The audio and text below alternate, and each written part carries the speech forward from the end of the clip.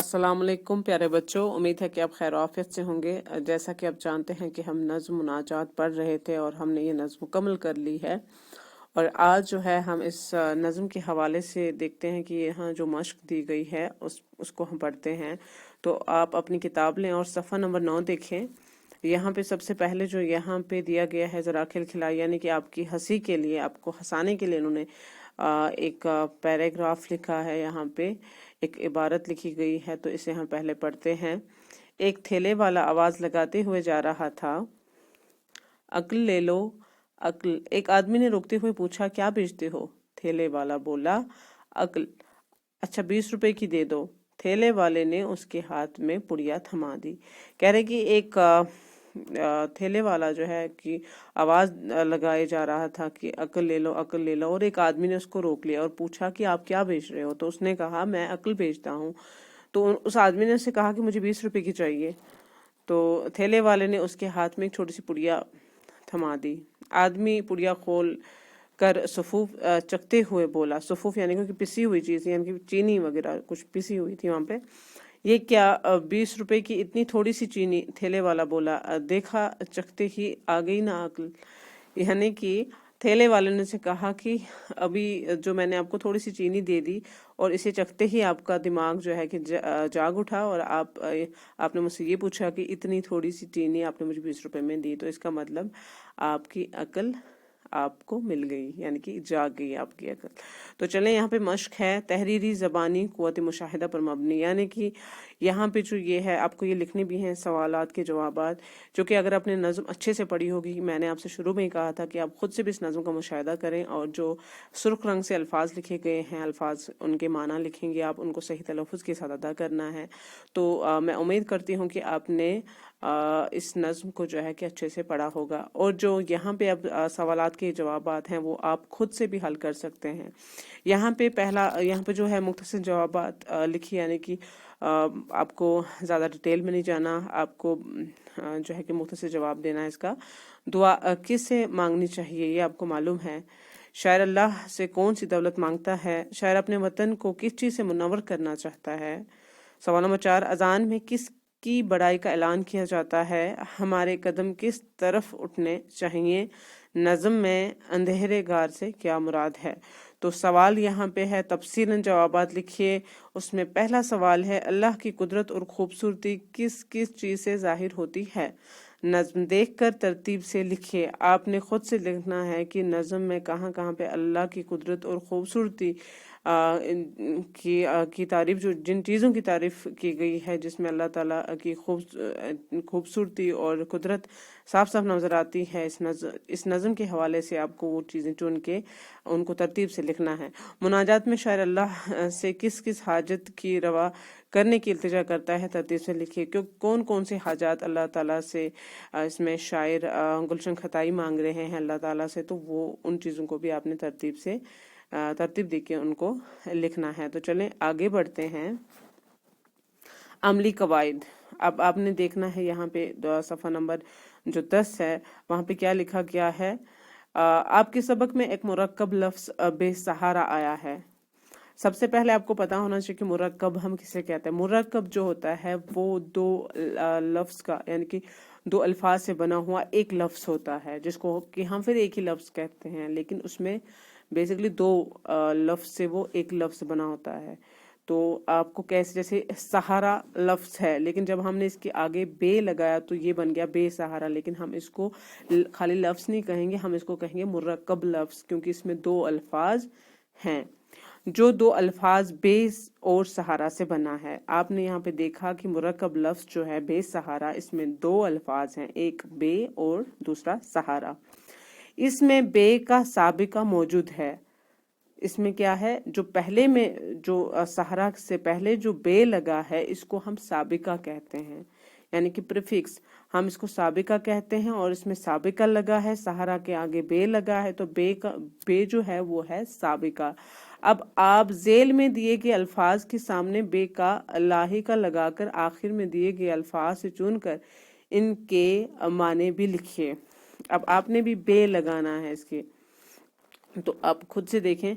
ताब है तो आपने लिखना है बेताब, क्योंकि आपने इसमें साबिका जोड़ना है बे का।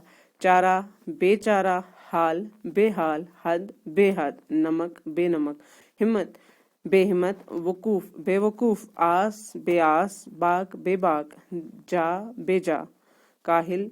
तो ऐसे ही आपने सब में लिखना है, तो आप खुद से इसको करेंगे।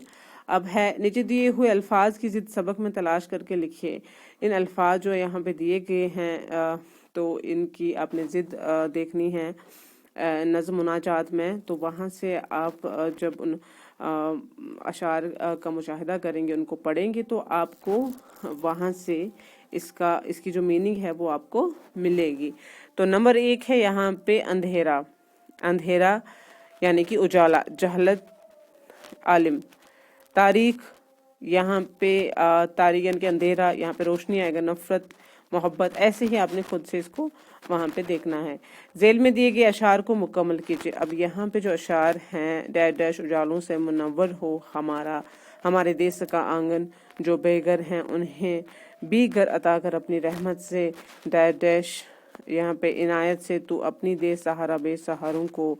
और चौथा है कदम उठे हमारे दीन और दुनिया की भलाई में। तो ये भी आप खुद से इसको हल करें, क्योंकि आपने नज़्म को पढ़ा है। मुझे उम्मीद है कि आपने इस नज़्म को अच्छे से पढ़ा होगा और अब आप खुद से इन अशार को मुकम्मल करने की जो है कि कोशिश भी करेंगे।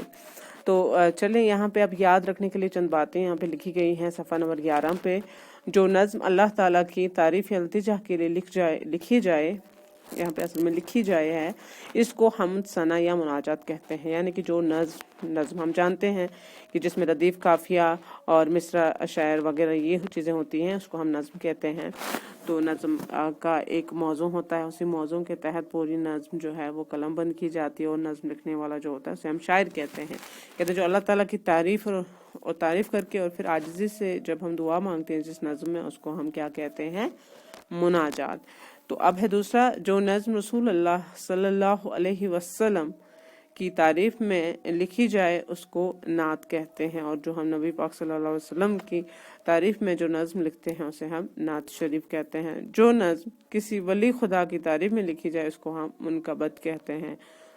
तो मुनकबत जो है उसको ये जैसे कि इमाम हसन, इमाम हुसैन अलैहिस्सलाम की तारीफ में जो नज़्म लिखी जाती है उसे हम मुनकबत भी कहते हैं। तो अब है यहाँ पे मालूमात, यानी कि आपको याद रखने के लिए कुछ चीज़ें यहाँ पे दी गई हैं। दरियाई जहलिम और दरियाई चिनाब रियासत जम्मू और कश्मीर के 2 बड़े दरिया हैं। अगर आपसे ये सवाल पूछा जाए कि जहलिम और दरियाई चिनाब ये किस रियासत के 2 बड़े दरिया हैं, तो आप जवाब देंगे कि ये कश्मीर के जम्मू और कश्मीर की, क्योंकि दरियाई जहलिम जो है वो कश्मीर से ताल्लुक़ रखता है और दरियाई चिनाब जो है वो जम्मू से ताल्लुक़ रखता है। तो जम्मू और कश्मीर रियासत के दोनों बड़े दरिया हैं। तो जहलिम कश्मीर में और चिनाब सूबा जम्मू में बहता है। मैंने आपसे पहले भी कहा, आपाशी ज़रूरियात के अलावा दोनों दरियाओं पर बड़े बड़े बिजली घर तामीर किए गए हैं, जहां से रियासत के अलावा शुमाली हिंदुस्तान की रियासतों को भी बिजली फराहम की जाती है। यानी कि जो नॉर्थ साइड के इलाके हैं हिंदुस्तान के, उनमें भी इन ही दरिया की वजह से जो है कि बिजली फराहम की जाती है और हमारी रियासत को भी इन दरियाओं से ही बिजली हासिल होती है। अब है दूसरे यहाँ पे झील मानसबल के अलावा झील डल, झील वुलर और झील आंचा कश्मीर की बड़ी झीलें हैं। छोटी झीलों में तारसर, मारसर, नीलनाग और शीशनाग बड़ी खूबसूरत झीलें हैं। मानसबल की झील दुनिया की सबसे गहरी झील है। तो आपको ये याद रखना है झीलों के हवाले से कि जम्मू कश्मीर की जो झीलें हैं उनके नाम हमने ऊपर पढ़े, लेकिन यहाँ पे आपको याद रखना है कि मानसबल झील जो है ये दुनिया की सबसे गहरी झील मानी जाती है।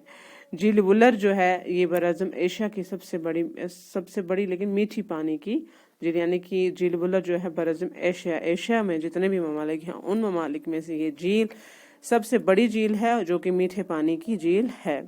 तुलबा से अब तुलबा के लिए क्या है यहाँ पे दिया गया है, इस नज़्म को ज़बानी याद करके क्लास में और स्कूल की सुबह की दुआ या मजलिस में मिलकर पढ़े। यानी कि प्रायर के टाइम आपको ये मुनाजात जो है कि पढ़नी है, आपको ज़बानी इसको याद करना है। असातिज़ा कराम से बच्चों को आब ज़मज़म के ज़ाहिर होने की जानकारी दीजिए। आब ज़मज़म जो है ये कुआं है, बहुत पाक कुआं है और सबसे पुराना कुआं है ये جو کہ مکہ معظمہ میں ہے، 20 کلومیٹر کی دوری پہ ہے مکہ سے۔ اور اس کنویں کے بارے میں مشہور ہے، اور جبکہ حقیقت بھی ہے کہ اللہ کا حکم تھا حضرت ابراہیم علیہ السلام کو کہ وہ اپنی اہلیہ یعنی کہ حضرت حاجرہ اور ان کے فرزند حضرت اسماعیل علیہ السلام کو ایک بیاباں میں چھوڑ کے آئے، یعنی کہ مکہ جہاں پہ کہ آج تعمیر کیا گیا ہے، یعنی کہ پھر جب انہوں نے تعمیر کی وہاں پہ اللہ کا گھر تعمیر کیا انہوں نے حضرت ابراہیم علیہ السلام نے، تو اس وقت بھی یہ کنواں وہاں پہ موجود تھا۔ اور اس کنویں کی سب سے بڑی خوبی یہ ہے کہ 5000 سال پہلے یہ کنواں جو ہے کہ اللہ تعالیٰ کی طرف سے وہاں پہ وارد ہوا، اور آج تک اس کی پانی میں بالکل بھی کمی نہیں آئی ہے، چونکہ اس پانی سے پورا جو وہاں پہ جگہ ہے، پوری جگہ جو ہے عرب کی وہ ڈوبنے پہ آ گئی تھی، تو اس لیے حضرت حاجرہ علیہ السلام وہ کیا کرتی ہیں، وہ پانی کو عربک میں زمزم بولتی ہیں، یعنی کہ رک رک، تو تب جا کے یہ کنواں رک جاتا ہے۔ تو یہ تھی جانکاری آب زمزم کے بارے میں۔ تو آج کے لیے اتنا ہی، اپنا خیال رکھیے، اللہ حافظ۔